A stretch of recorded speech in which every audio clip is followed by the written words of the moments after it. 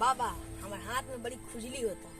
बाबा लोग हाथ देखे नहीं तो यहाँ हमारे हाथ देखी ना बड़ी हमारे हाथ खजुआ हाथ में खुली हो तारा पैसे मिले वाली बा। बाबा पूरा हाथवा खजुआ था। तोर पूरा हाथ में खुली बा तो बड़ी तो ढेर धन मिले वाली बा। बाबा दोनों हाथवा में खुजली बा। बाबा दोनों हाथवा में खुजली बा। तू तो यार बड़े अमीर बन जीबो यार। बाबा राहुल गोलवा केने बात अब तो बड़ी बढ़िया बात बतैले बाबा दोनों गोलवा में खुजली बा। तार गोरो खो जाता भाग साला तोर जो खजो ढेला भाग गए भाग भाग तोड़ के जल्दी भाग गए से भाग ची ची ची ची कान कौन हाथ छुए रे खार खोजो लेके आ तो साथों में धरा देता सो किसे के का 12 आदमी आए तसरे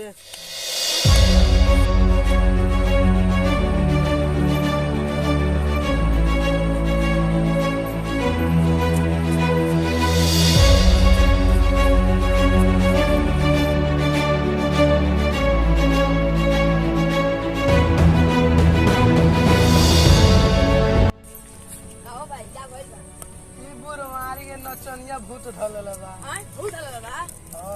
ओ पागो ले जाओ बाबा का दिखावा तो ओए तो लगे जाता नहीं हमहु तनी हेल्प कर दी का इंग्लिश चले खातिर हां आओ भाई तनी मदद कर दो चलो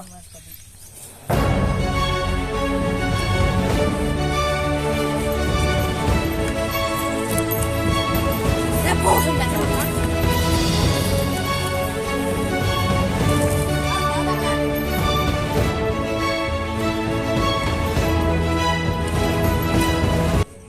बरहन मुर्गा फंसे वाली बा लागत तो बरहन मुर्गा फंसे वाली बा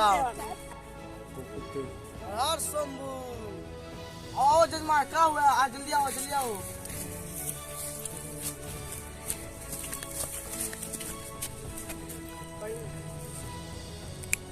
बाबा अगर नचनिया भूत धैला बा कौन उपाय के बतलाई बड़ी निमन जगह गाड़ी वाला बाबू लोग तो बड़ी परेशानी हुई लोग बा बड़ी परेशानी है बाबू लो निमन जगह आगल बढ़ रहा ऐसे भूत हम 2 मिनट में भगाई ले बाबा भागा का तुम देखी बाबा कुछ हो ना पत्नी के बचाता बाबा कुछ हो तो पत्नी अरे बच्चा तुम जरा बाबा निमन कर देते हैं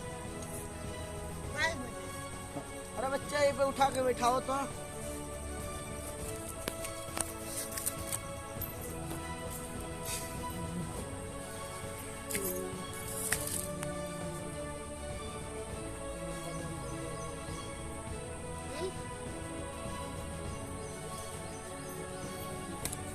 बोलते कौन हुए बोल बोल बे ना बोले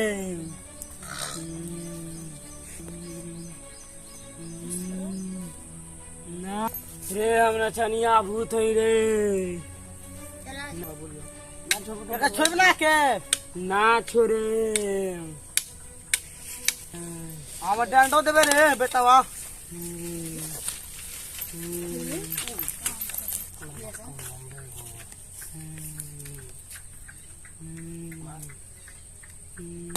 अरे वाह तू हट जाई ठीक हो जाई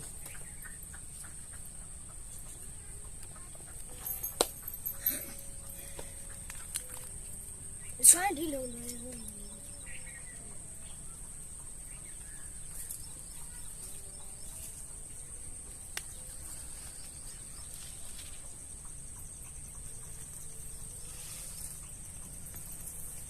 अरे हम कहाँ बानी अरे ठीक हो गइलू अरे बाबा बच्चो नहीं ताके नचनिया भूत धैले रहल अरे बाबा ठीक हो नहीं है कहाँ हमारा के कौन करे बताओ पहले 1 मिनट अरे बाबा हमके बचा लेनी है बाबा अरे बाबा हो बाबा हमके बचा लेनी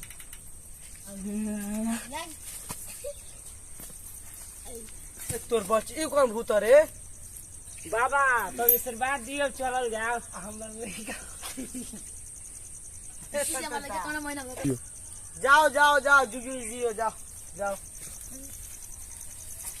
मच्छी है पत्ती है